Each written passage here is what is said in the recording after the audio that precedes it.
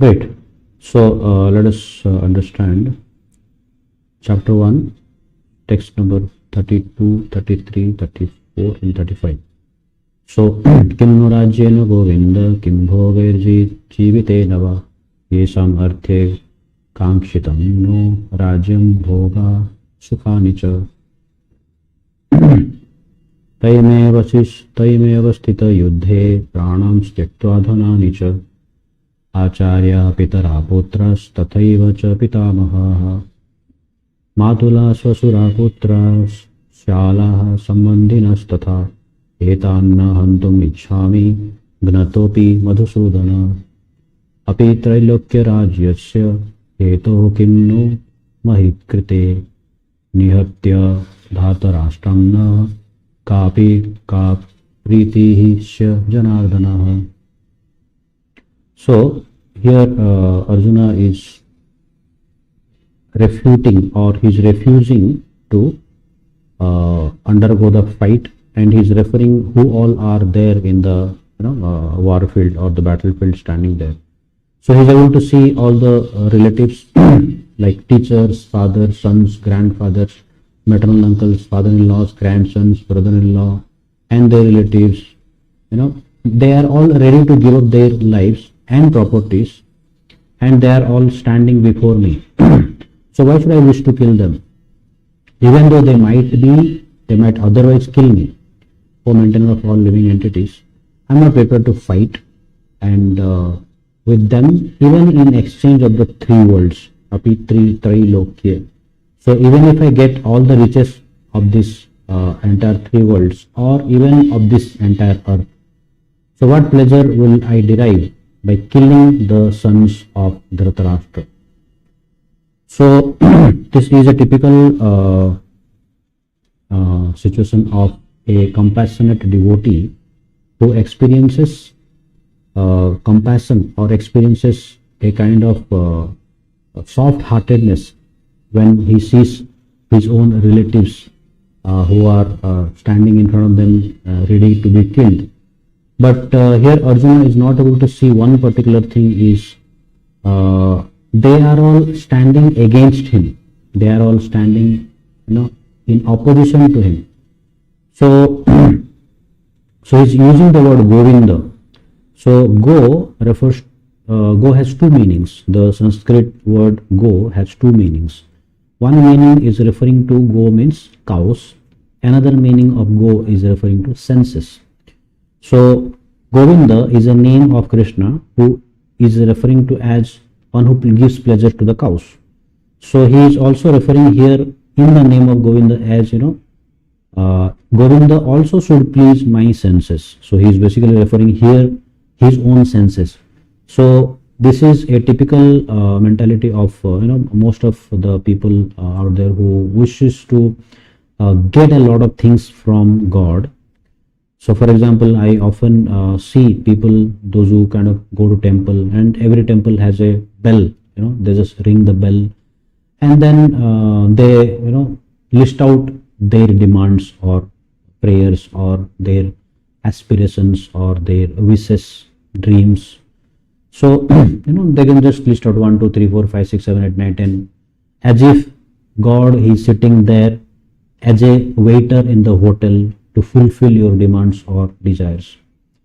God is not going to fulfill our desires and demands in exchange of putting 1 rupee in the hundi, or maybe breaking a coconut, or maybe offering some agarbatti, or maybe offering some fruits or bananas or something like that, and then we are giving something like peanuts, and then we are expecting a lot in return, which is, even from a business transaction perspective, it is not balancing. So if you are expecting something and then giving less and then expecting more, it doesn't work like that. Even though God is not sitting there to do business with you, God is there to reciprocate with our prayers, but the kind of effort that is required to fulfill the prayers that we are making, most often we lack those endeavors, and we just think that I have prayed to God and God should fulfill all that. So that's what is Arjuna is expecting, that your name is Govinda, better you satisfy my senses, I'm not going to do anything. So that's not the way things work. So God is going to expect that you do your duty diligently, with full effort, with full focus, with full attention, with full energy, and utilizing all your resources at your disposal. Then you expect some result, then that is kind of viable. But without putting effort, so what Arjuna is doing here is like, I don't want to put any effort, so you are supposed to satisfy my senses, you do that. So that's not what is expected of a person who is sincere. So Krishna or God is not here to satisfy our senses. Rather, as it is mentioned in many places in the scriptures, that when there is a tree is there, so you put water at the root of the tree. So when you put water at the root of the tree, the whole tree gets nourished. So you don't have to put water in the leaves, in the flowers, in the fruits, in the twigs and all those places. You just put the water in the roots. So once you put the water in the roots take all the nourishment from the source to all the entirety of the tree. And that's how the whole tree gets nourished. So Arjuna here is expecting a lot without doing anything. So we can learn from this that we should put our effort, and because we have put that effort, so result will be expected, whether it is coming right now or with a delay, doesn't matter. But we have put the effort, it should be sufficient. And while putting the effort, we should put the effort in a way that it is completely dependent on our effort. Once we have completed the task, now the thing is over. Now we do not have any control over how the result is going to come. So now stay detached. So we should be always thinking of putting our efforts and not expecting results, in the sense that results are going to come as per the efforts put. So what here Krishna is expecting Arjuna to be as, you put your effort as a Kshatriya, as a army person, as a warrior, and become an instrument. So for example, if an electrician or a plumber or somebody is there, he has to fit something. So he takes a screwdriver or maybe some instrument, and then he does that fixing, and then keeps that instrument aside after a while. So the instrument cannot complain that, hey, you have not used me for 5 days. Last time you used me a lot. Now you are not using me much. So why you are partial to me? You cannot complain like that. I mean, the instrument cannot complain like that. So you go around wearing your shoes. When you come home, you keep the shoes in the shoe rack and then come home. So for example, if you did not go for 1 or 2 days out, or you did not use that shoes for a while, the shoes cannot complain that, hey, you are supposed to use me, why you didn't use me? So that's not the part of the instrument's complaint. So one cannot be, as they say,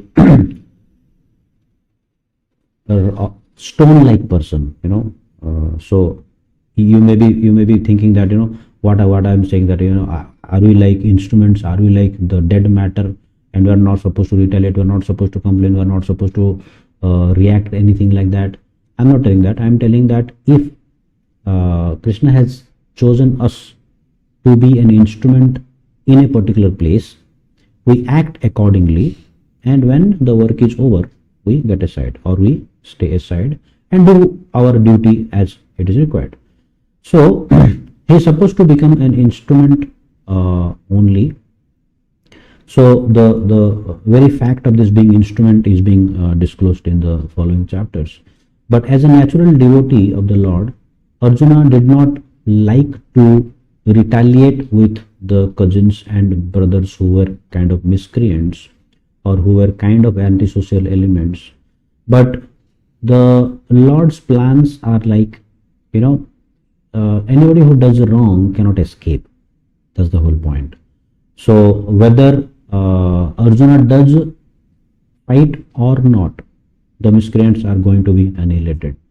So what we'll have to understand here is that Arjuna is willing to excuse them, but Krishna is not, because of the sequence of the atrocities that has been performed or that has been executed on the Pandavas.